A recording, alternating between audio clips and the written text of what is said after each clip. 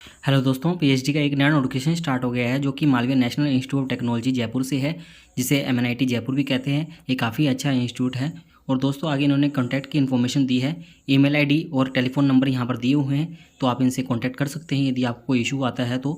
और आगे यहाँ पर इन्होंने ऑनलाइन एप्लीकेशन फॉर्म के बारे में बताया है, और यहाँ पर बताया है कि ये 9 नवंबर से स्टार्ट हो गया है। 28 नवंबर इसकी लास्ट डेट रहने वाली है शाम 5 बजे तक। और दोस्तों आगे रिटर्न टेस्ट और इंटरव्यू की शॉर्टलिस्ट कंटेंट बताए गए हैं कि 11-12 दिसंबर को उनके बारे में इन्फॉर्मेशन पता लग जाएगी, और फाइनल रिजल्ट आपका 19 दिसंबर को आ जाएगा।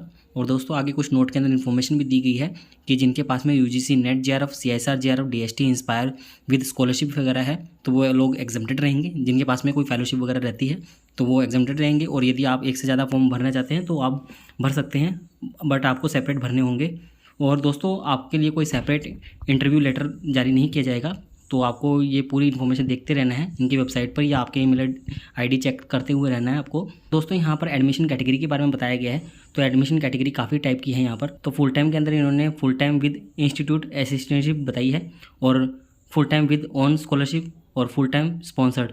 और पार्ट टाइम के अंदर भी काफ़ी सारी बताई है कि जो को पार्ट टाइम वर्क कर रहे हैं 70 किलोमीटर के अंडर में, तो वो, या इंस्टीट्यूट प्रोजेक्ट स्टाफ जो कि इसी जयपुर वाली एमएनआईटी के अंदर काम कर रहे हैं प्रोजेक्ट के अंदर, तो वो कर सकते हैं। इंस्टीट्यूट फैकल्टी या इंस्टीट्यूट स्टाफ, एग्जीक्यूटिव प्रोफेशनल, और ऑफ कैंपस भी दिया गया है यहाँ पर।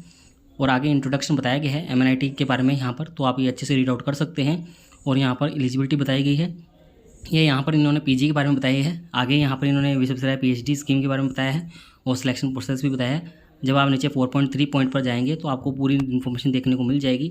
यहाँ पर इन्होंने PhD engineering, architecture and planning discipline के बारे में बताया है कि आपके पास में मास्टर डिग्री होनी चाहिए, 6.5 सीजीपीए से, या 60% मिनिमम मार्क्स होने चाहिए। और या आप ऐसे कैंडिडेट जिनके पास में 80% मार्क्स आए हैं बैचलर डिग्री के अंदर इंजीनियरिंग, आर्किटेक्चर और planning and valid GATE score भी है उनके पास में, तो वो भी इसके अंदर आवेदन कर सकते हैं। और या ये इसके अंदर कुछ कंडीशंस दी गई है कि ओनली जो स्टूडेंट काउंट, सिर्फ वो स्टूडेंट काउंट किए जाएंगे जो सीएफटीआई वगैरह से या किसी एनआईएफ रैंकिंग वाले इंस्टीट्यूट से हो 100 वाली रैंक के अंदर टोटल।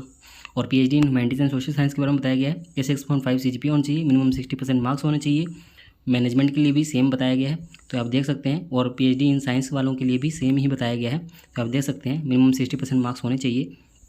दोस्तों यहाँ पर इन्होंने चार्ट के रूप में दिया है, तो ये काफ़ी अच्छा है समझने के लिए, ये पीएचडी एडमिशन कैटेगरी के बारे में भी। तो यहाँ पर आप एग्जांपल के लिए एक देख सकते हैं, 1 नंबर यहाँ पर लिखा हुआ है कि full time with institute assistantship. तो यहाँ पर बताया गया है कि ये फुल टाइम के लिए आवेदन कर सकते हैं इसके अंदर, और इसके अंदर रिटर्न टेस्ट एग्जाम के अंदर क्या चाहिए होगा। तो यहाँ पर लिखा हुआ है कि गेट या UGC net, CSR net national level exam है, आपके पास में ये होना चाहिए। और आपके पास आपका इंस्टीट्यूट एग्जाम भी होगा, एंट्रेंस एग्जाम जिसको कहते हैं, और इंटरव्यू भी होगा।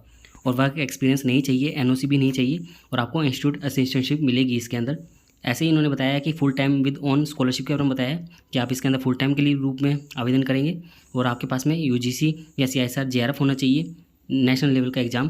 तो इसके अंदर आपको, यदि आपके पास में जेआरएफ है तो आपको यहाँ पर इंस्टीट्यूट एग्ज़ाम नहीं देना है, यानी कि एंट्रेंस एग्ज़ाम नहीं देना है, इंटरव्यू आपका होगा, और आपको इंस्टीट्यूट असिस्टेंटशिप नहीं मिलेगी क्योंकि आपके पास में ऑलरेडी है। इस प्रकार से आप सभी की देख लीजिएगा, यहाँ पर टोटल 10 प्रकार की दी हुई है। आगे इन्होंने एग्जीक्यूटिव प्रोफेशनल वालों के लिए भी एलिजिबिलिटी बताई है, तो ये आप अच्छे से देख लीजिएगा। नॉर्मली हमने फुल टाइम के बारे में बता दी है, यहाँ पर इन्होंने स्पॉन्सर्ड कंटेंट के बारे में बताया है, और ऐसे इन्होंने off campus programme for PhD के लिए बताया है, और एडमिशन अंडर एग्जीक्यूटिव प्रोफेशनल्स के लिए भी ऐसी प्रकार से बताया है। आगे इन्होंने कुछ ड्यूअल डिग्री प्रोग्राम के बारे में बताया है, नॉर्मल एलिजिबिलिटी और हमने बता दी है आपको। और दोस्तों आगे आप देख सकते हैं कुछ और इन्फॉर्मेशन भी आपको यहाँ पर देखने को मिलेगी। यहाँ पर इन्होंने फाइनेंशियल असिस्टेंटशिप के बारे में बताया है कि आपको 37,000 रुपये मिलने का प्लस 16% का एचआरए भी मिलता है। बाद में 2 साल के बाद में आपको 42,000 रुपये प्लस 16% का एचआरए मिल जाता है इसके अंदर। और दोस्तों यहाँ पर गेट स्कोर मैंडेटरी है यदि आप इंस्टीट्यूट असिस्टेंटशिप लेना चाहते हैं इंजीनियरिंग या साइंस डिपार्टमेंट के अंदर, और ह्यूमैनिटीज़ वाले सब्जेक्ट के अंदर या मैनेजमेंट के अंदर लेना चाहते हैं तो आपके पास में यूजीसी नेट या सीएसआर नेट वगैरह होना चाहिए। तो इस प्रकार से देख लीजिएगा। और आगे विश्वविद्यालय वालों के लिए भी बताया है कि उनके लिए क्या प्रोग्राम है, कौन किसके अंदर आवेदन कर सकते हैं, जो कि विश्वविद्यालय वाले नॉर्मली इलेक्ट्रॉनिक्स एंड आईटी के अंदर आवेदन कर सकते हैं। और उनके लिए फेलोशिप भी बताई गई है, जो कि काफ़ी ज़्यादा फेलोशिप यहाँ पर दी जाएगी उनको। और दोस्तों ऊपर वाली जो एलिजिबिलिटी है मिनिमम 60% मार्क्स के साथ में या 80% जो भी है उसके साथ में आपको डिग्री कौन सी समझने के लिए यहाँ पर पूरा इन्फॉर्मेशन दी हुई है। तो मिनिमम एजुकेशन क्वालिफिकेशन यहाँ पर भी दी हुआ है। जैसे कि आर्किटेक्चर एंड प्लानिंग के अंदर आवेदन कर रहे हैं तो आपके पास में मास्टर डिग्री आर्किटेक्चर की हो या प्लानिंग की हो या टेक्नोलॉजी की हो तब आप आवेदन कर सकते हैं। या आप केमिकल इंजीनियरिंग के अंदर आवेदन कर सकते हैं तो आप इसके अंदर बीटेक मेमटेक होनी चाहिए केमिकल इंजीनियरिंग के अंदर, या उसके कोई लाइड के अंदर हो केमिकल टेक्नोलॉजी या इंटरडिसिप्लिनरी एरिया के अंदर, तो इस प्रकार से आप आवेदन कर सकते हैं। तो दोस्तों इस प्रकार से आप सभी की देख लीजिएगा। हम आपको यहाँ पर डिपार्टमेंट बता देते हैं जिसके अंदर की आवेदन मांगे गए हैं, जैसे कि architecture and planning, chemical engineering, chemistry, civil engineering, computer science and engineering, electrical engineering, electronics and communication engineering, humanities and social science, mathematics, mechanical engineering, metallurgical and material engineering, physics, centre for energy and environment, national centre for disaster mitigation and management, management studies, material research centre, artificial intelligence and data engineering, और कुछ rural development के भी है यहाँ पर, तो आप देख लीजिएगा। और दोस्तों अच्छी बात ये है कि यहाँ पर इन्होंने रिसर्च एरिया बताए हुए हैं और किसके अंडर में वो रिसर्च एरिया है तो वो भी यहाँ पर बताया गया है कौन से सब्जेक्ट के अंदर। तो आप देख सकते हैं कि आर्किटेक्चर एंड प्लानिंग के अंदर कौन कौन सी फैकल्टी है और उनके अंडर में कौन कौन से रिसर्च एरिया ये करवा सकते हैं। तो आपका जो रिसर्च एरिया है आप उनसे कॉन्टैक्ट भी कर सकते हैं, आप उनको अपना गाइड बना सकते हैं। तो ये पूरी इन्फॉर्मेशन आपको यहाँ पर देखने को मिलेगी। तो ये काफ़ी सारी दी हुई है, काफ़ी लंबे पेज तक ये चलेगी, तो आप ये देख लीजिएगा। अब दोस्तों हम डायरेक्टली आपको नीचे वाले पेज पर लेके चलते हैं क्योंकि यही इन्फॉर्मेशन काफ़ी पेज तक है, तो हम आपको लास्ट के अंदर ले चलते हैं, वहाँ पर कुछ और इन्फॉर्मेशन भी दी हुई है। दोस्तों जब आप ये सारी इन्फॉर्मेशन देख लेंगे उसके बाद में जनरल इन्फॉर्मेशन लास्ट के अंदर आपको देखने को मिल जाएगी इसके बाद में। और दोस्तों यहाँ पर आप देख पाएंगे कि यहाँ पर लिखा हुआ है कि SC ST OBC इनके लिए जो सर्टिफिकेट चाहिए होगा, और जो OBC या EWS वाले हैं तो उनका सर्टिफिकेट 31 मार्च 2024 के बाद का होना चाहिए, क्योंकि SC ST का तो चल जाता है बट इनका बाद का ही होना चाहिए। तो ये लिखा हुआ है, डेट देख लीजिएगा। यहाँ पर फीस की इन्फॉर्मेशन भी देखने को मिल जाएगी आपको। यहाँ पर नीचे देखेंगे तो आपको मिल जाएगी कि 1000 रुपये फीस है जनरल OBC EWS कैटेगरी वालों के लिए, और 500 रुपये SC ST कैटेगरी वालों के लिए है, जो कि आपको ऑनलाइन ही सबमिट करवाना है। और ये आपको फ़ोटोकॉपी इसकी फ्यूचर रेफरेंस के लिए संभाल के रखनी है।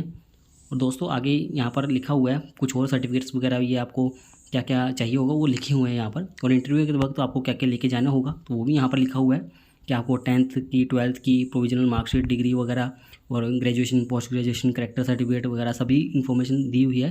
तो आप देख लीजिएगा, जो भी आपसे रिलेटेबल डॉक्यूमेंट हो वो पक्का लेके जाइएगा, और ओरिजिनल डॉक्यूमेंट भी आपके लेके जाइएगा इनकी फ़ोटोकॉपीज़ के साथ में। और आगे दोस्तों एनेजर के अंदर कुछ आपको फॉर्मेट्स भी देखने को मिल जाएंगे जो कि आपके काम के हो सकते हैं। दोस्तों उम्मीद करते हैं आपको हमारे द्वारा दी गई जानकारी अच्छी लगी होगी। यदि आपको हमारे द्वारा दी गई जानकारी अच्छी लगी हो तो आप हमारे चैनल को सब्सक्राइब कर सकते हैं, और आप हमसे टेलीग्राम पर भी जुड़ सकते हैं ऐसे ही PhD से रिलेटेड नए अपडेट के लिए।